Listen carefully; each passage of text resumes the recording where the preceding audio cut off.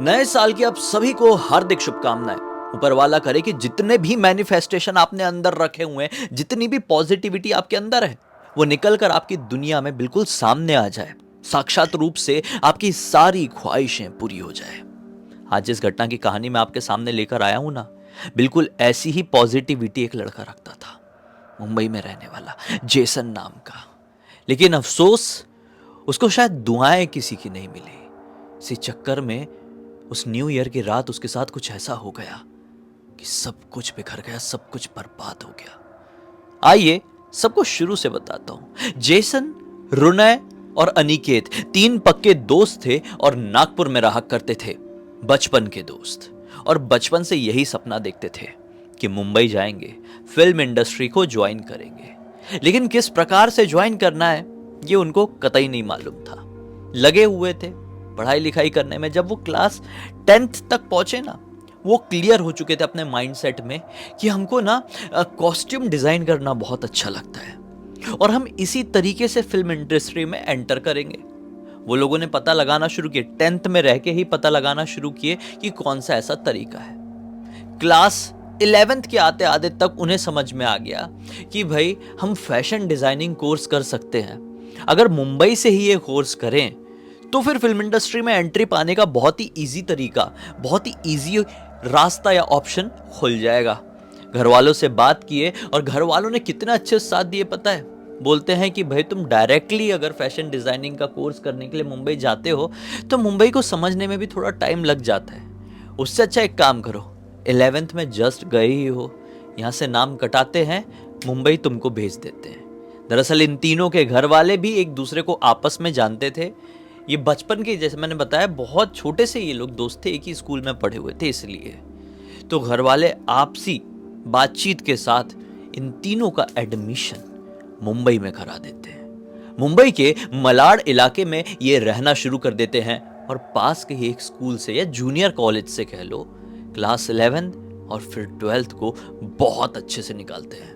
अब देखो, 12th complete हो गया है, दिसंबर का महीना आया, ये लोग फुल एक्साइटेड हो गए कि भाई हम फाइनली 18 ईयर्स के हो चुके हैं। अब तक हमने क्लब, पब, ये जो होता है उसकी शक्ल देखे ही नहीं। हमने जो कुछ भी देखे हैं सिर्फ टीवी में ही देखे हैं। जाना है, जाना है, जाना है, कैसे भी करके जाना है। 31st का बेसब्री से इंतजार करने लगे कि 18 के हो गए, हम लीगली एक क्लब में एंटर कर सकते हैं। अब इनका आईडी कार्ड भी तो वैलिड हो चुका था उस चीज के लिए। और आखिरकार 31st की रात आ ही जाती है। जितने भी इनके क्लासमेट्स के साथ जो भी प्लानिंग थी, सारी प्लानिंग्स को ये कैंसिल कर देते हैं, क्योंकि अब ये कॉलेज में भी पहुंच चुके हैं। अच्छे फैशन डिजाइनिंग का इनको वो भी मिल चुका है, इसी साल मिला था। मतलब जिस साल ये कांड हुआ है, जिस साल ये 18 के हुए हैं तीनों, उसी साल इनका अच्छे कॉलेज में फैशन डिजाइनिंग कोर्स में एडमिशन हुआ था। और उसी 31st की मैं बात कर रहा हूँ। इतना बड़ा इनका ड्रीम पूरा होने जा रहा था और आज ये पार्टी के चक्कर में कुछ भयानक अपने साथ करने वाले थे। खैर, 31st की रात आती है, ये लोग मलाड के ही एक क्लब के बारे में पता करते हैं। मैक्सिमम क्लब में क्या सीन था कि एंट्री फीस थी, लेकिन ये एक शेडी सा क्लब था, इसमें कोई एंट्री फीस नहीं थी। बेशक इनके पास पैसे होते थे, ये तीनों वेल टू डू फैमिली से थे, लेकिन ये एंट्री फीस देकर किसी क्लब में नहीं जाना चाहते थे। इनको शायद स्टैग एंट्री, कवर एंट्री, ये सब चीज़ें समझती नहीं थी। तो इन लोगों ने क्या सोचे कि एक नॉर्मल क्लब में चले जाएंगे, भले ही वो शेडी हो। भाई 18 साल के हो चुके हैं, थोड़ी ऐसी फीलिंग भी तो ले। तो इन लोगों के मन में कुछ अलग ही करने की ऐसी क्यूरियोसिटी जागी हुई थी। तो इसी चक्कर में ये लोग एक ऐसे क्लब में गए जो कि प्रॉपर मलाड एरिया से थोड़ा अंदर की तरफ था और लोकेशन भी उसकी उतनी कुछ अच्छी नहीं थी। खैर, उस क्लब में फिर भी काफ़ी लोग थे, वो भी भीड़ भाड़ से खचाखच भरा हुआ था। 2-3 बाउंसर्स भी उसके भी सामने भी लगे हुए थे। फाइनली ये उस क्लब में एंटर कर जाते हैं। रात के लगभग 11 बजे इन लोग एंटर किए थे। उनको मालूम था जैसे ही 12 बजेंगे क्लब के अंदर तो हंगामा हो जाएगा, ये न्यू ईयर करके हम दबा के खाएंगे, दबा के पिएंगे भी। ये लोग पीने वाले भी थे। इन लोगों ने पीना पाना सब शुरू किए हैं। 11 बजे से लेकर 12 बजे तक ये तीनों पूरी तरीके से भंड हो गए हैं और बहुत नाच रहे हैं। डार्क लाइट है वहाँ के पे, हल्की हल्की, जो जैसी जो सस्ते क्लब में जैसी लाइट नहीं जलती है वैसी लाइट भी जल रही है, डांस वांस भी हो रहा है, खाना पीना सब चल रहा है। ठीक है, लगभग 12 बजने से ये कोई 15 मिनट रहे होंगे। हाँ, ये जो दोनों थे ना जेसन के साथ के, रुनय और अनिकेत, कहते हैं भाई बहुत ज़ोर से एक नंबर आई हुई है, हम वॉशरूम जाके आते हैं। दोनों एक साथ कहते हैं, रुनय और अनिकेत। रुनय अनिकेत एक नंबर करने के लिए वॉशरूम की तरफ चले जाते हैं। जेसन अपने टेबल में बैठा हुआ था, एक बियर का ग्लास था और सामने एक तीखा चटपटा चकना रखा हुआ था।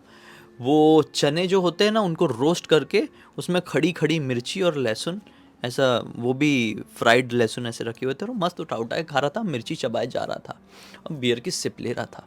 इस चक्कर में उसको अचानक से मिर्ची लग गई और जोर जोर से हिचकी आने लगी। देखो, दोनों दोस्त इसके वॉशरूम में हैं, यहाँ पे बैठ के खा रहा है, इसको मिर्ची लगने लगी, बहुत जोर से हिचकी आ रही है। कई लोगों को मिर्ची लगती तो ऐसा होता है ना, तो इसको होने लगा। अचानक से एक लड़की इसके पास आती है। ये लड़की कौन है अब मैं आपको एक्सप्लेन करता हूँ।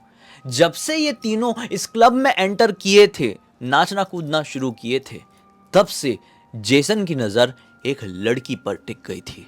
ये लड़की पूरे क्लब में सबसे अलग दिखाई दे रही थी। रीजन ये था कि इस लड़की ने एक बहुत ही ब्यूटीफुल ग्लिटरी रेड कलर की साड़ी पहनी हुई थी।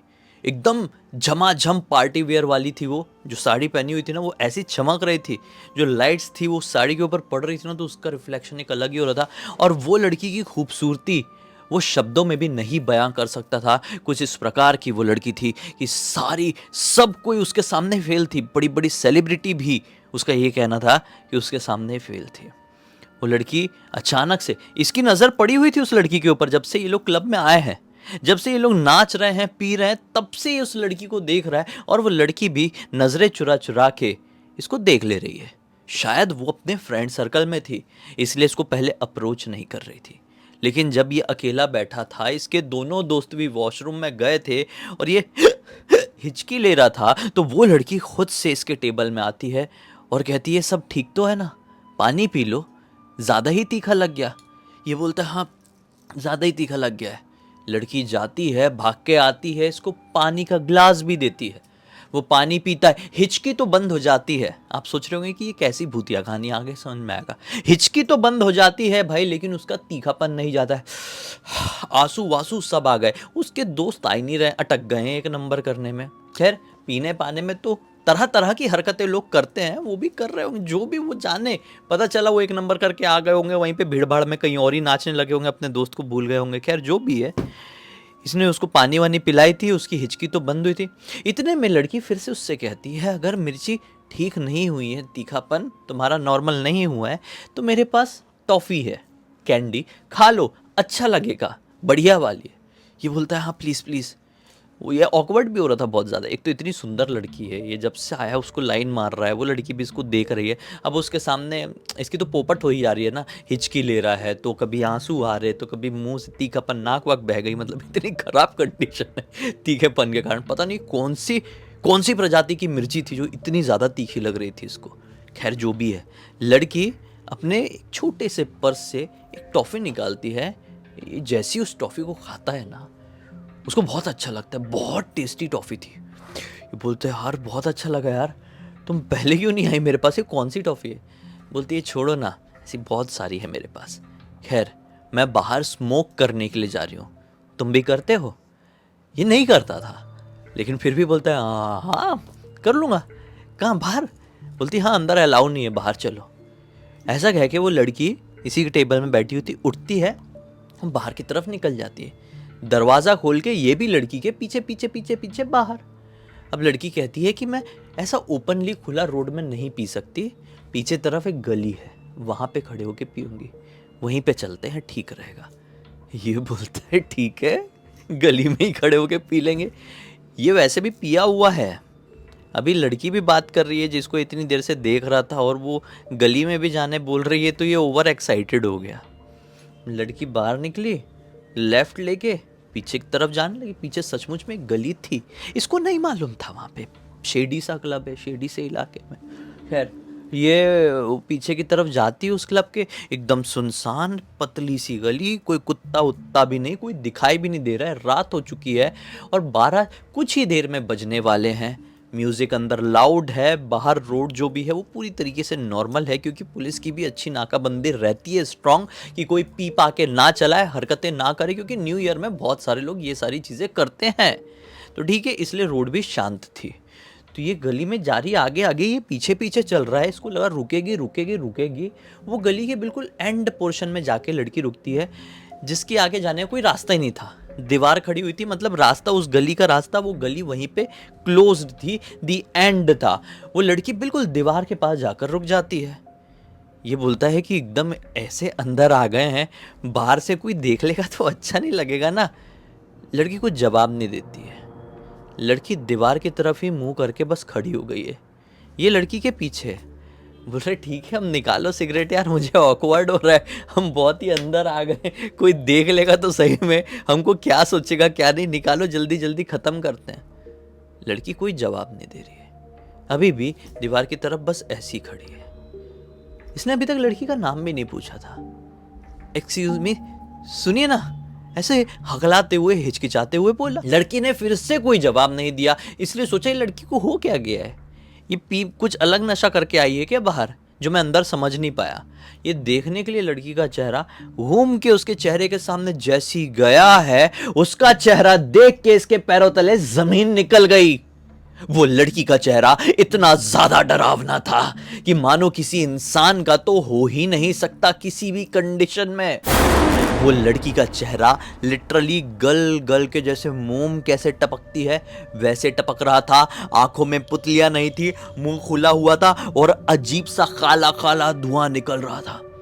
वो इतनी जोर से डला, बहुत जोर से चीखा और वहीं पर गिर गया। नहीं नहीं नहीं, कौन हो तुम, कौन हो करके इतनी जोर जोर से चीखा कि ये क्लब के पीछे तरफ गली में आए थे ना, क्लब के सामने तरफ बाउंसर्स को आवाज चली गई। मैंने बोला था ना कि क्लब के सामने 2-3 बाउंसर्स खड़े हुए थे। वो भाग के आते कि कौन चीखा, क्या मैटर हो गया। वो गली में जैसे ही घुसते हैं तो इसको एकदम मुझे छोड़ दो ऐसी कंडीशन में देखते हैं और किसी भी लड़की को आसपास नहीं पाते हैं। बाउंसर जब इसके बहुत नज़दीक पहुंचे तब बाउंसर्स को समझ में आया कि ये बहुत ज़्यादा ही पिया हुआ है। उसको जैसे तैसे करके उठाते हैं, क्लब तक लेकर आते हैं जहाँ पर बाउंसर्स लोग बाहर बैठते हैं। वहाँ पे एक चेयर में इसको बिठाया जाता है, इसको पानी वानी दिया जाता है। लेकिन ये घबराहट के मारे ऐसा हो गया था, ये पूरा हाथ पैर इसके ऐसे कांपने लगे थे, ये कुछ बोल ही नहीं पा रहा था, चेहरा पूरा लाल पड़ा हुआ है, हांफा जा रहा है, कुछ मुँह से नहीं निकल रहा है। इतने में इसका फ़ोन बज गया। फ़ोन बजा तो बाउंसर बोलता है लाओ फ़ोन दिखाओ, फ़ोन दिखाओ। इसने फ़ोन दिखाया, हाथ कपाते हुए बाउंसर्स को पकड़ा दिया। बाउंसर ने फ़ोन उठाया, वहां से कोई चिल्ला रहा है, अरे जेसन कहाँ है तू, हम अंदर है, तू दिखाई क्यों नहीं दे रहा है। बाउंसर को समझ में आ गया कि इसके साथ कोई तो है जो अंदर है, क्योंकि म्यूजिक की आवाज़ भी बाउंसर को ऐसा फ़ोन में सुनाई दी। बाउंसर कहता है कि बाहर आओ, तुम्हारा दोस्त पागल हो गया है, उसको ज़्यादा चढ़ गई है, बाहर आओ। तो दोनों दोस्त अब भागते हुए, अनिकेत और रुनय भागते हुए बाहर पहुंचते हैं। देखते हैं जेसन की तो हालत टाइट है। बाउंसर्स बोलते हैं अभी हो गया तुम लोगों का, इसको लेके जाओ, इस कंडीशन में हम अंदर जाना अलाउ नहीं करेंगे, ज़्यादा हो गई है तुम लोगों को, चलो अभी घर चलो। ये बोलते हैं हाँ हाँ सर हम जा रहे हैं, बिल विल सब क्लियर हो चुका है हमारा, हम जा रहे हैं। ऐसे करके ये बाहर निकलते हैं, ऑटो रुकवाते हैं और घर की तरफ बढ़ जाते हैं। घर की तरफ बढ़ते हैं, रास्ते में ही जेसन अपने दोनों दोस्तों को पूरी बात बताता है। दोनों दोस्त कहते हैं कि क्या बात कर रहे हैं भाई, तू पगला गया है क्या, कौन सी दुनिया में, ऐसा कैसे हो सकता है, कोई ऐसी लड़की नहीं थी लाल साड़ी वाली। भाई हमारी नज़र तो पहले पड़ी होती ना, अगर ऐसी कोई लड़की होती तो। जेसन बार बार समझाता है और वो दोनों बार बार इनकार करते हैं कि क्लब में जितनी भी लड़कियां थी हमने सबको ताड़े, हमको कोई भी नहीं दिखाई दी ऐसी लड़की जिसकी तू बात कर रहा है।